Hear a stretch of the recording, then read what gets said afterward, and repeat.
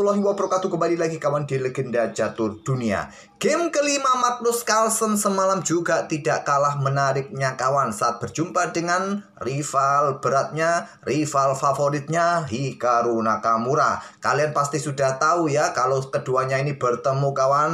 Pertemuan mereka ini dinantikan oleh banyak penggemar catur. Oke, keseruannya seperti apa? Langsung saja. Game kelima posisinya adalah 8-4-8 kawan, dengan acakannya seperti ini ya. Kita lihat apakah ada pion yang tak terkawal.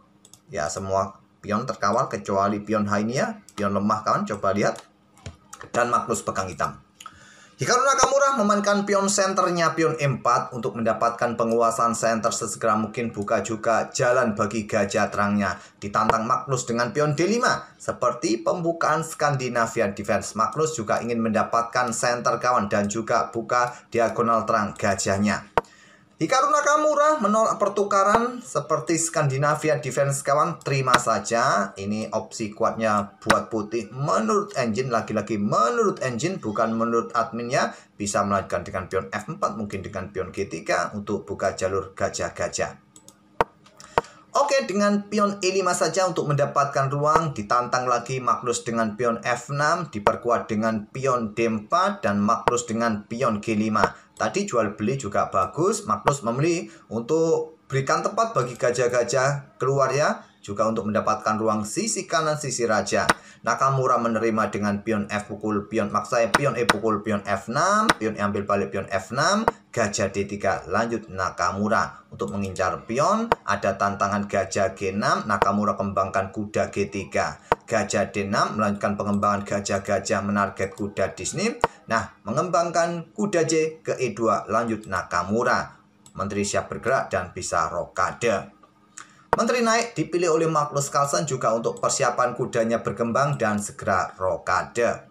Di sini ada benteng F1, langkah bagus untuk persiapan pertarungan lajur F. Nah, Magnus di sini punya opsi untuk mendapatkan ruang kawan sisi kanan dengan pion F5. Putih mungkin akan juga tantang dengan pion F4. Pion G4 bisa dilanjutkan oleh Magnus. Magnus memilih aktivitas perwira kawan dengan pengembangan kuda B6-nya. Pion A4, langkah bagus Disney, sepertinya membuat langkah pengorbanan. Tapi tidak kawan, karena jika dicaplok oleh kuda, pion A5 jawaban yang kuat. Tapi kalau dicaplok oleh kuda, coba kalian lihat. Kuda ini mau lari kemana? Kena serangan dia ya. Gak bisa lagi dengan pion B5 karena ada gajah yang bisa cover. Dan kalau mundur pun ada pion ini ya, bisa garpu gajah kuda. Jadi pion A4 langkah bagus. Nakamura bermain dengan pion B3. Cukup normal, cukup logis untuk kawal petak-petak terang dari posisi kuda yang mengancam.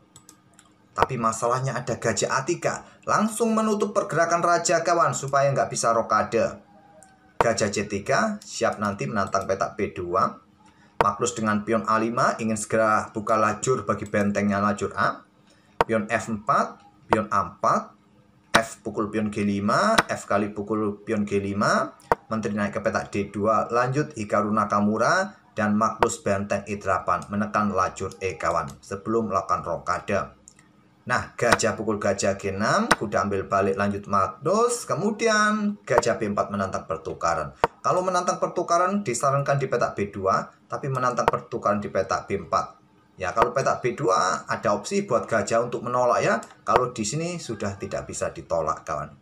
Gajah pukul gajah, lanjut Magnus, menteri ambil balik, dan Magnus melanjutkan untuk menyisir lewat sisi kanan. Ancamannya pion dan kuda E2 jadi target benteng. Jadi benteng F2 pertahankan posisi kuda E2 kawan. Magnus tetap dorong pionnya ke petak H5, langkah kuatnya kawan, tapi memilih petak F1. Kuda F1 lanjut Nakamura, menteri E6 kawan. Menekan kuda ini. Apa sih rencana Magnus? Rencananya di sini kawan. Kuda lompat ke F4, capok, benteng meluncur, skak, diikuti pion kawan. Kita ilustrasikan, anggap saja ya kalian bermain dengan pion H3. Kuda F4 menekan kuda kawan. Ya, jadi kuda pukul kuda atau kuda C1 langkah bagus untuk menolak pertukarannya, untuk menghindari tekanan juga. Kalau kalian terima, menteri meluncur skak. Inilah rencana Magnus Carlsen. Benteng meluncur skak, raja naik, pion. Nah, benteng ini jatuh. Jadi pion G3, langkah bagus kawal peta F4. Kuda ke E7 lanjut Magnus. Opsi yang lain bisa angkat benteng ataupun juga dengan pion H pukul pion G3 sementara waktu. Tapi Magnus tadi memilih dengan langkah kudanya ke E7, mungkin siap manuver nanti ke depan, dan menteri D2. Ada kuda F5 menekan pion yang di sini kawan, kemudian rokade. Amankan raja kawan, dan sekarang posisi benteng bersama kuda juga perkuat peta D4.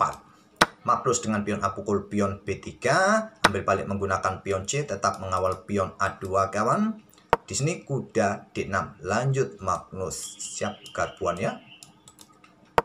Kuda C3, kawal peta E4, kuda tetap ke E4, caplok, ambil, awas ancaman. Di sini blokade dengan kuda E3, ada tantangan kuda D5. Dan Nakamura memilih dengan pion G pukul pion H4. Sejauh ini Nakamura masih bisa menahan langkah-langkah Magnus Carlsen. Nah, disinilah ada gebrakan dari Magnus Carlsen kawan. Dia memutuskan untuk korban kualitas benteng, meluncur ambil pion A2. Gantinya kuda di peta E3. Apa langkah terbaik lainnya buat putih di posisi ini? Sementara tahan dengan langkah pion G pukul pion H4 menurut engine lebih kuat. Oke, ide Magnus melakukan pengorbanan kualitas mendapatkan pion dan kuda peta E3 ancam benteng tempo. Benteng E1, menteri C6 skak terlebih dahulu. Blokade dengan benteng, menyerahkan bentengnya kembali karena Nakamura.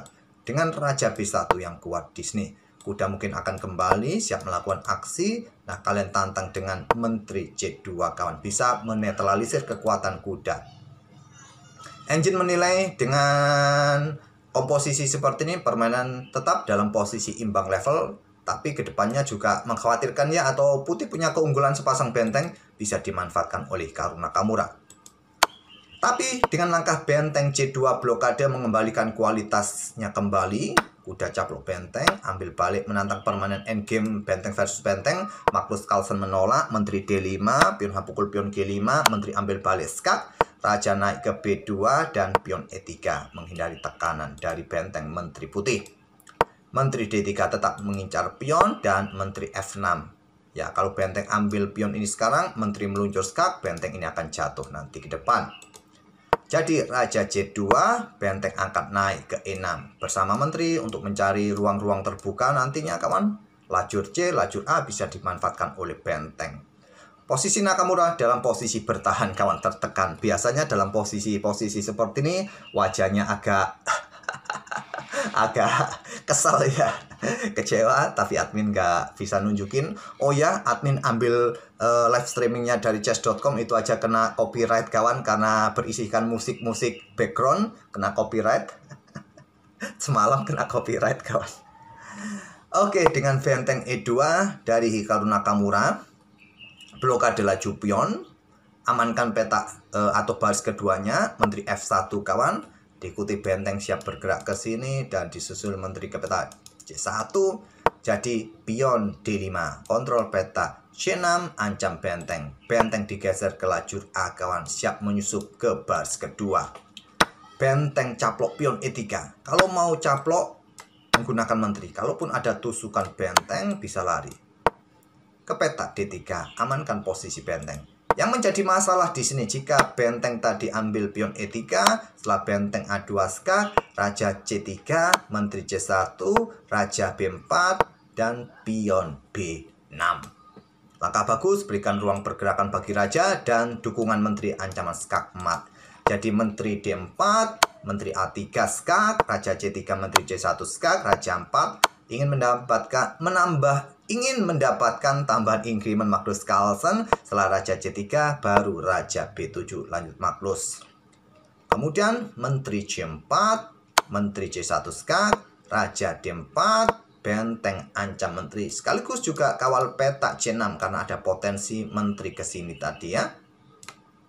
Nah, menteri A4 mungkin disusul dengan benteng ya, ancam skakmat, tapi kalah duluan karena posisi raja putih ini sangat terbuka. Menteri D2 skak terlebih dahulu, raja geser E4, menteri G2 skak, geser lagi ke D4, benteng sekarang bermain ke D2 skak, raja C2 dan benteng caplok pion. Sudah tidak ada lagi dukungan kawan, aman raja hitam. Dan sekarang jumlah pion setara ya. Cuma masalahnya pion ini juga dalam posisi terancam. Rajanya juga dalam posisi diuber-uber. Awas, ada potensi skakmat. Jadi benteng D2, benteng C5 skak. Raja maju ke D4, menteri skak G4, tusukan menteri. Tapi tentu tidak akan diambil kawan ya. Di sini benteng E4 skak terlebih dahulu, raja D2, dan setelah menteri E2 skak, di sini Nakamura menyerah di langkah ke-53. Karena jika bermain raja ke petak C1, maka benteng akan jatuh. Kalau raja ini bergerak ke petak C3, maka benteng C5 ini bagus juga, kuat. Dan kalian akan kehilangan menteri, tak ada tempat buat raja, blokadirkan menteri, menteri jatuh, menang, tapi langkah kuatnya juga menteri ke E1 skak. Ya, kuat. Kalau ke D4 di sini baru dengan benteng ya. Benteng. Nah, kalau raja ini bergerak kemana? Nggak ada tempat lain ini ya. Kalau pokoknya bergerak ke peta ke baris keempat ya ada tusukan benteng. Anggap contoh ke sini ya. Kalau ada skak di blokade mungkin kalian. Nah, skak mat malan ya. Skak mat malan. Oke, untuk langkah-langkah yang lain bisa kalian otak-atik ya, percuma. Anggap contoh raja yang bergerak petak B2, maka benteng ini bisa bermain ke sini skak, raja ke sini. Nah, kalian ikuti menteri C1 skak, raja ke sini diikuti menteri C5 skak mat ya. Oke, itulah keseruan game antara Magnus Carlsen versus Hikaru Nakamura pada game kelima. Ya, dengan korbankan benteng meluncur tadi kawan, ambil pion A2, bermodalkan benteng plus kuda, masih membuat repot Nakamura. Magnus Carlsen di hari pertamanya semalam memetik 5 kali menang, sempat kalah oleh Arjun pada game kedua. Oke, kita tunggu aksi Magnus berikutnya. Walaupun sempat kalah, tapi Magnus tetap yang terbaik. Kita akan bertemu di video-video berikutnya. Terima kasih. Wassalamualaikum warahmatullahi wabarakatuh.